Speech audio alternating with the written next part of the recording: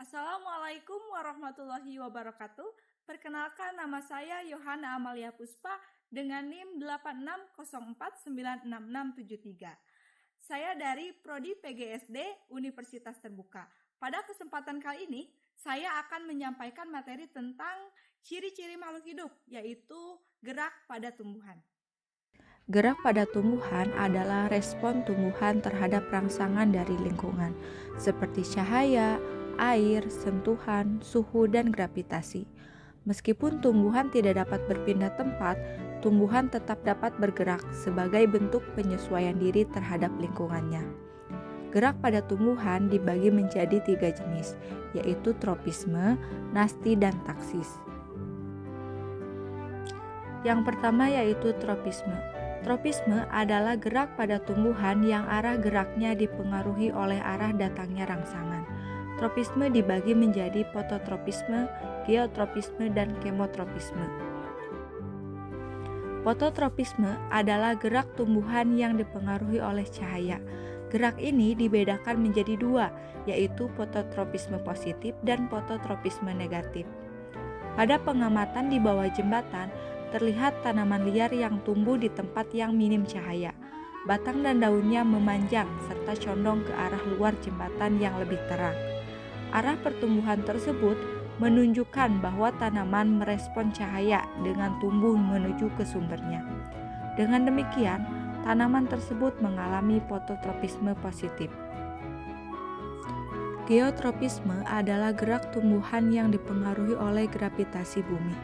Gerak ini dibedakan menjadi dua, yaitu geotropisme positif pada akar yang tumbuh ke bawah dan geotropisme negatif pada batang yang tumbuh ke atas. Pada praktikum menanam kacang hijau di kapas, pada hari pertama biji terlihat membengkak karena menyerap air. Pada hari kedua, biji mulai pecah dan muncul calon akar. Selanjutnya, pada hari ketiga hingga keempat, mulai terlihat perbedaan arah pertumbuhan antara bagian akar dan batang. Meskipun ditanam tanpa tanah, arah pertumbuhan tetap sama. Hal ini menunjukkan bahwa akar mengikuti gaya gravitasi, sedangkan batang tumbuh menjauhi gravitasi. Kemotropisme adalah gerak tumbuhan yang dipengaruhi oleh zat kimia di lingkungan. Gerak ini umumnya terjadi pada akar yang tumbuh menuju daerah yang mengandung lebih banyak zat hara. Dalam pengamatan, terlihat bahwa tanaman yang lebih banyak tumbuh di bagian tanah yang subur dibandingkan bagian yang kurang subur. Akar tanaman cenderung tumbuh dan menyebar ke arah tanah yang kaya nutrisi.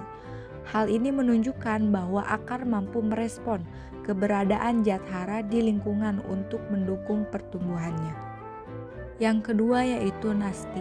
Nasti adalah gerak tumbuhan yang tidak dipengaruhi oleh arah datangnya rangsangan. Nasti dibagi menjadi tigmonasti, termonasti, dan niktinasi. Tigmonasti adalah gerak tumbuhan yang terjadi akibat rangsangan sentuhan.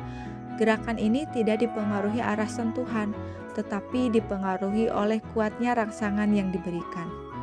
Pada pengamatan tanaman putri malu, terlihat bahwa daun memberikan respon yang berbeda sesuai kekuatan sentuhan. Saat disentuh secara halus, daun menutup secara perlahan. Ketika disentuh dengan tekanan sedang, daun menutup lebih cepat. Sementara itu, saat disentuh dengan kuat, daun langsung menutup rapat dan tangkainya ikut terkulai. Hal ini menunjukkan bahwa semakin kuat rangsangan sentuhan, semakin cepat dan kuat pula respon yang diberikan oleh daun putri malu.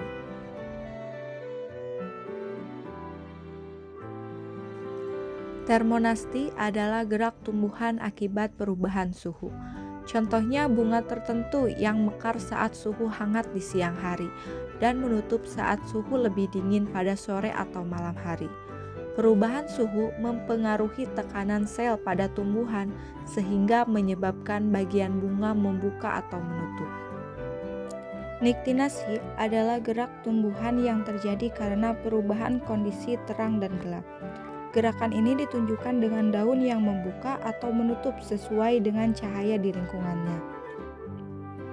Pada percobaan digunakan tanaman putri malu. Awalnya direncanakan menggunakan 2 pot, Namun, tanaman dalam pot tidak berhasil tumbuh dengan baik. Oleh karena itu, pengamatan dilakukan langsung di alam pada 2 tanaman putri malu yang tumbuh berdampingan. Salah satu tanaman ditutup menggunakan kardus yang telah dilapisi plastik hitam, sehingga berada dalam kondisi gelap. Sedangkan tanaman lainnya dibiarkan terkena cahaya seperti biasa. Hasil pengamatan menunjukkan bahwa daun pada tanaman yang terkena cahaya tetap membuka. Sementara itu, daun pada tanaman yang ditutupi mengalami penutupan karena berada dalam kondisi gelap. Yang ketiga yaitu taksis.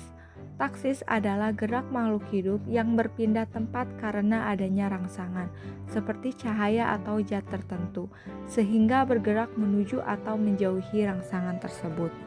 Taksis dibagi menjadi 3 yaitu kemotaksis, fototaksis, dan galvanotaksis.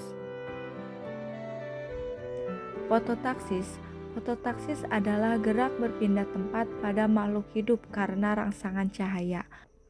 Kemotaksis adalah gerak makhluk hidup yang berpindah tempat karena adanya zat kimia, sehingga bergerak menuju zat yang dibutuhkan. Contohnya seperti organisme kecil di dalam air, bergerak menuju bagian yang mengandung zat tertentu seperti nutrisi.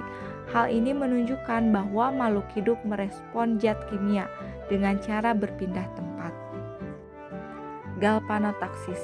Galvanotaksis pada tumbuhan adalah gerak bagian sel atau organisme tumbuhan sederhana yang berpindah tempat karena adanya rangsangan listrik. Gerakan ini biasanya terjadi pada organisme kecil atau sel tumbuhan sederhana, sehingga tidak dapat terlihat secara langsung tanpa alat khusus. Secara sederhana, galvanotaksis dapat dianalogikan seperti rambut kita yang bisa tertarik atau berdiri saat terkena listrik statis. Hal ini menunjukkan bahwa makhluk hidup juga dapat merespon rangsangan berupa listrik. Dari hasil pengamatan dan praktikum, dapat disimpulkan bahwa tumbuhan dan organisme sederhana memiliki kemampuan untuk merespon rangsangan dari lingkungan. Gerak tersebut meliputi tropisme, nasti, dan taksis, yang masing-masing memiliki jenis dan contoh yang berbeda. Hal ini menunjukkan bahwa makhluk hidup mampu beradaptasi dengan lingkungannya, meskipun tidak selalu berpindah tempat. Sekian materi yang dapat saya sampaikan. Wassalamualaikum warahmatullahi wabarakatuh.